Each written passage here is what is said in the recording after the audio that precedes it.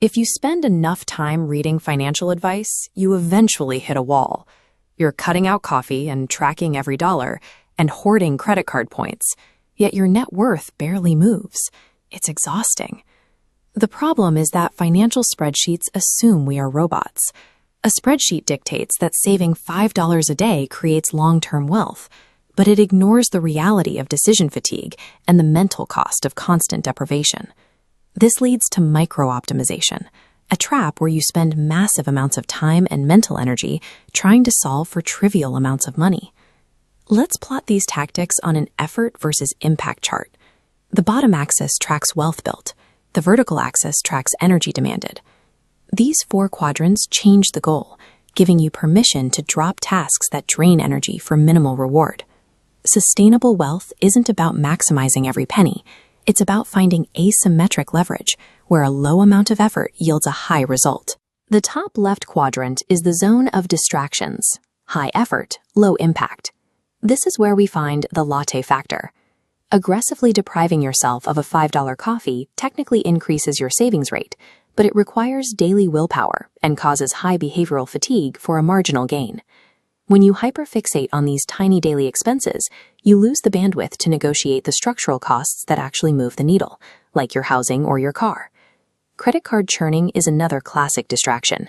It's mathematically sound, but behaviorally exhausting.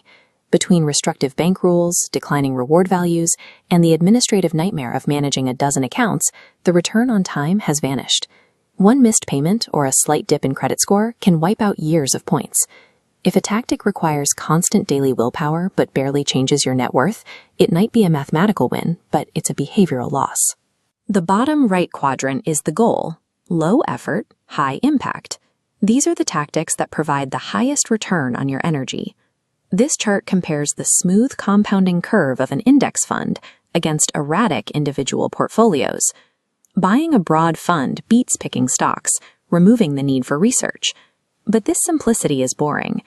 Investors sabotage their compounding by gambling on hyped AI stocks for excitement.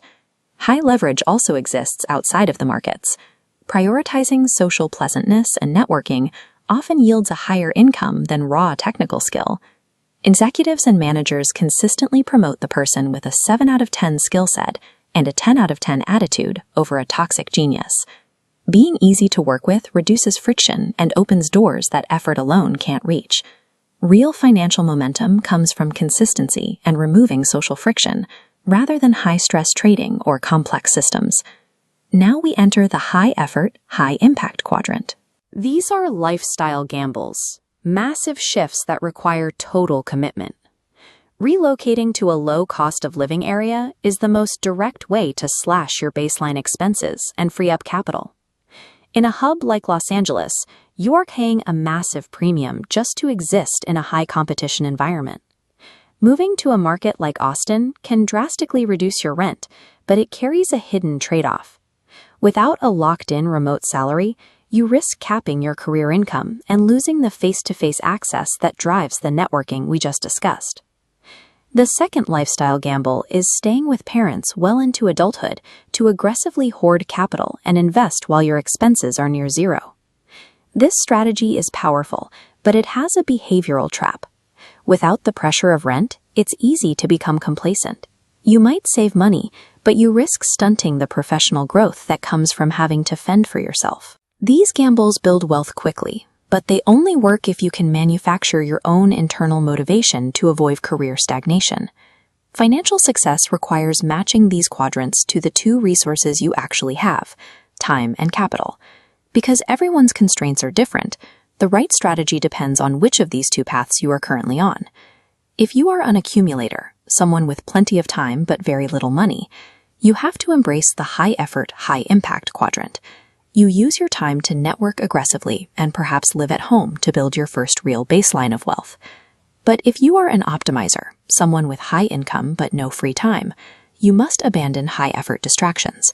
You stop chasing credit card points and move toward the low-effort, high-impact lane, where your money works for you automatically. For the optimizer, the final step is trading money for convenience to buy back your life. Paying for a laundry service or house cleaning isn't an indulgence. It's a way to reduce your cognitive load and focus on higher value decisions. Don't let the pursuit of a perfect spreadsheet ruin the actual lifestyle you are saving to enjoy. Identify your current stage, pick the high leverage lane that fits your resources, automate the rest, and move on.